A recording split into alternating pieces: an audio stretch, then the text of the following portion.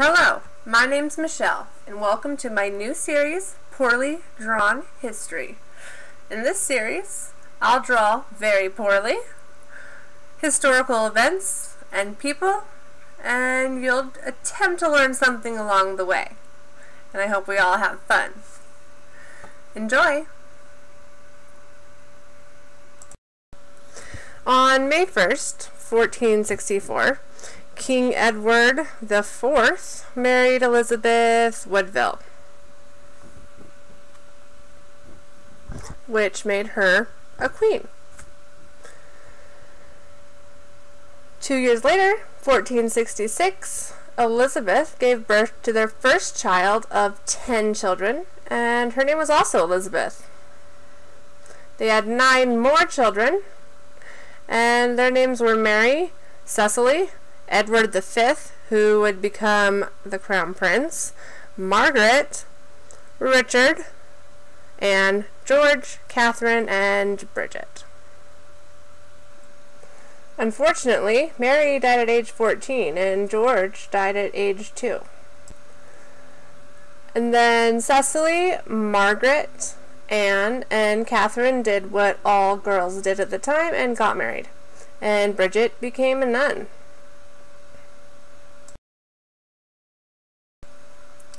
Elizabeth ended up marrying Henry VII, which means she became a queen too, and gave birth to Henry VIII, but that's another story.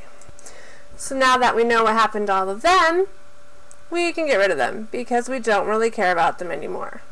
And instead, we're going to focus on the last two, Edward and Richard. So, on November 2nd, in 1470, a very pregnant Elizabeth is at Westminster Abbey. She sought sanctuary there because her husband, Edward IV, has been displaced, which means he's no longer king and she's no longer queen. And that's where they delivered Edward V. So, even though Edward was born in 1470, he wasn't actually made the Prince of Wales until 1471, after his father had been restored to the throne. 1473, at 2 years old, he was sent to Ludlow Castle, where he was to learn things like history and language and religion, and probably something to do with swords.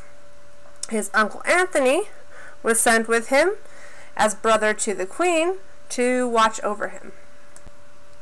Now, that same year, Elizabeth and Edward had their second son, Richard.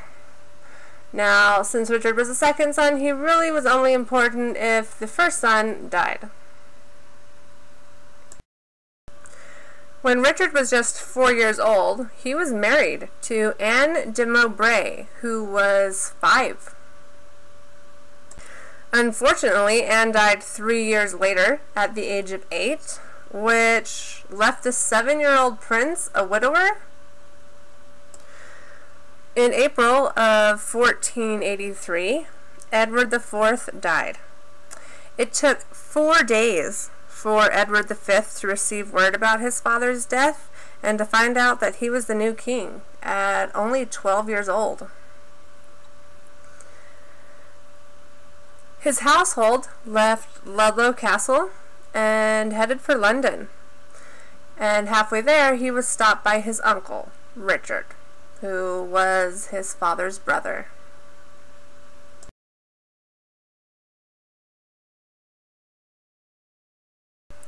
Instead of going where he'd planned, Edward was taken to the Tower of London by his uncle, believing he'd wait there in safety until his coronation as king.